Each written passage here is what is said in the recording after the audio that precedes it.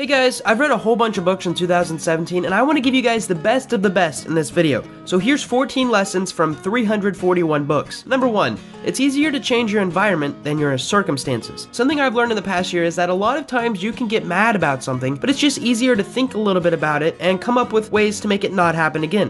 For example, I keep a lot of notes. I like to schedule lots of things, and since I'm a YouTuber, I have to do lots of planning and timing and all that kinds of stuff on my own time. Well, I used to have these little tiny notebook journals where I'd write out my days, weeks, and other ideas. I noticed I kept losing these because I have so many of them, and it started irritating me and actually making me mad and affecting my income. So I started thinking about what I could do, and what I did was I bought 4 huge whiteboards and put them up in my room. Now, I've got one for daily plans, one for weekly plans, one for long-term goals, and the last one is for little ideas I get so I can write them down without forgetting them. I could have kept getting upset at losing those little notes, but instead I've thought of a solution so I wouldn't keep losing my little papers. Number 2 is that the more you network, the easier it gets. I've also noticed that the more you network, the easier life gets. Here's an example that isn't me. A friend of mine recently moved to a large city, and he had dreams of working his way up through careers.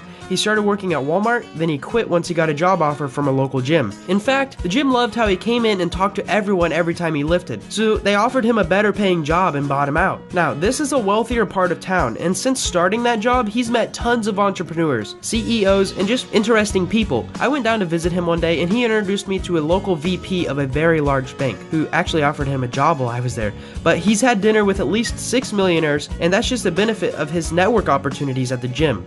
Number 3 is joining a group of like-minded people can be one of the most motivating things, unless it's a cult. So for a while I thought I could just grind away at my house and lift at the gym alone to be at the top. Now I realized how much more fun it is and how much easier things seem when I work in groups. I'm kind of an introvert, so this is difficult for me. So something I've recently started with a group of other YouTubers is an online chat room where we share tips, stories, and advice we have in an informal manner, and it's really encouraging to realize that there are other people out there with the same struggles as me. Also, I met a few guys at the gym who have kind of taken me under their wing as a mentee. When I lift, I look forward to seeing the group, learning stuff, and have a new sort of accountability system. The next tip is that first find happiness, then success will come, not the other way around. So it's actually been proven in a couple studies, most notably in the book The Happiness Advantage.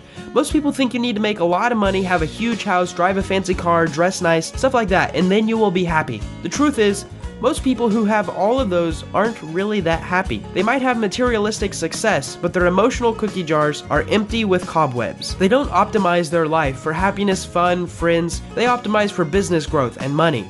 And if you find happiness first, I guarantee you will find success in your own terms faster than if you're doing it miserably.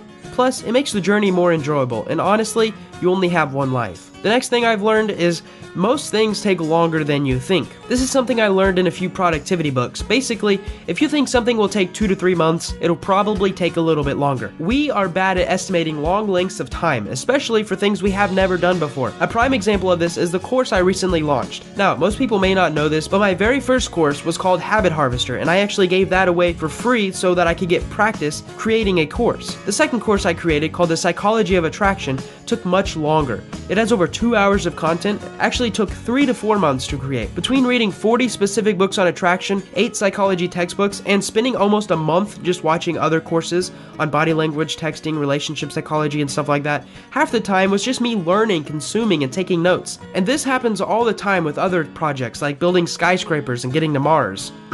Tesla. Also, most things don't take as long as you think when you get started.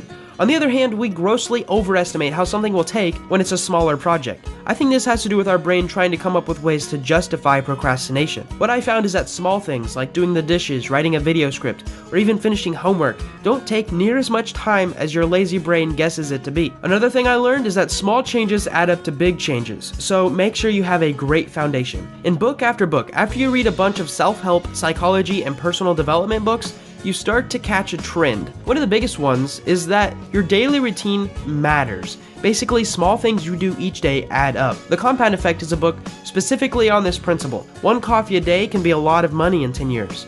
A 10-minute workout after you get up can do a lot in as little as 1 year. And dropping carbonated sugary drinks, well, you can literally see effects in as little as 1 week. Your small daily habits make a big difference on the outcome of your life. So choose wisely and make sure to have a good foundation. Also, passions don't come to you. You chase passions. People are always searching on ways to find their passions. And I used to do that too. Since there are a lot more people in the world now compared to 300 years ago, we finally get to pick what we want to do for a living. And the problem is that most people have no idea what to pick. They start searching frantically for a major or career, and some even opt out to a gap year to find it. The truth is, they aren't going to find it because passions come to you. Passions are things you develop, you grow, the things that find you. Making videos like this wasn't always my passion. In fact, I did it to make some extra money and to help a lot of people. After hundreds of videos though, I start to really appreciate the process, and this passion of helping others through this platform has really developed as well. So stop looking for your passions. Try a whole bunch of things, pick a few you like, and then commit to them.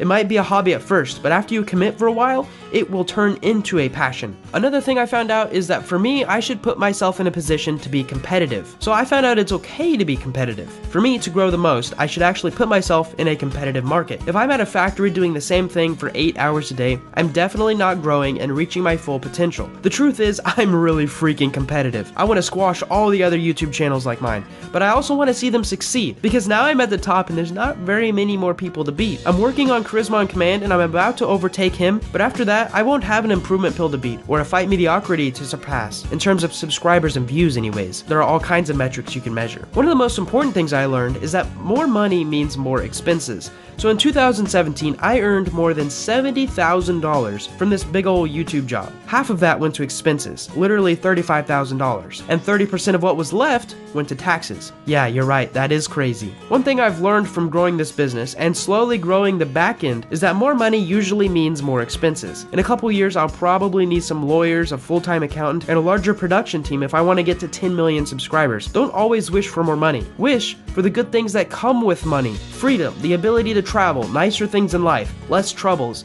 the ability to take your family on a vacation. Stuff like that. That's what I want, not money. Money's just a tool. Another thing I learned is that I am more confident, motivated, persistent, and happier whenever I exercise regularly. So I originally noticed this without reading books, but I realized it while I was reading a book on the topic of how important exercise is. I've been lifting on and off since high school, but I've noticed a huge boost in my own personal motivation, happiness, and confidence levels when I exercise daily and lift at least 3 times a week. Plus, I noticed I persist easier, I stick to things easier, which is a very valuable self-awareness insight. Something I think you might notice as well. Also, I've noticed I have a purpose when I help people. A lot of the books I've read said that people try to find purpose within themselves, but that a lot of the people who have bulletproof purposes are those who help others out. I've noticed this myself. If I don't get the satisfaction of reading the positive comments people leave, the amazing emails and testimonials for my courses, I probably wouldn't stick with it, honestly. I feel like this is my job though, my duty to keep making videos to help even just one person. I feel like I have an impact with this job, and a majority, if not all of it, is because I help other people.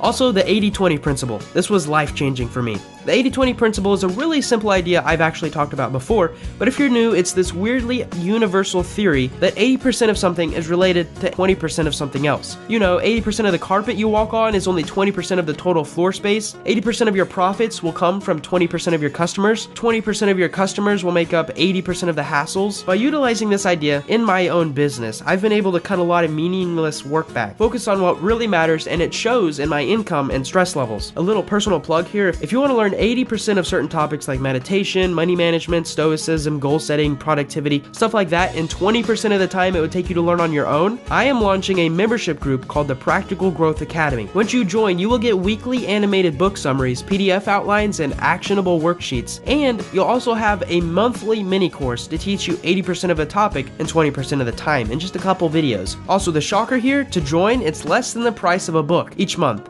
and you'll really be helping this channel out. Another thing I learned is that the fastest way to learn is to get a mentor. Now, mentors can be books, they can be audiobooks, they can be podcasts, they can be your past mistakes, or people. How did you learn to walk? You watched other humans walk around you. How did you learn English? You learned whatever your native language was by listening to them. How did you learn the concept of math? You watched someone else do it. Learning from someone else is the best way to learn. You can learn from dead authors and live authors by reading books and skip a lot of the headache that they went through. And if it's it's a good book, you'll learn 80% of the topic in 20% of the time it would take you to learn yourself. Mentors are even better because you get live feedback. And before I end this video, I just want to let you guys know about my Practical Growth Academy one more time. Another bonus I'm adding is a weekly live stream on the channel where I personally answer your questions with context. With the knowledge I've gained reading a ton of books and real-world experience of building a 1 million subscriber channel, earning a total of over $100,000 last year, and just the people I've been around, let me be your mentor. Sign up to psychologyofattraction.com or with the links below to get started today before I raise the price. Thank you guys for watching and subscribe for more.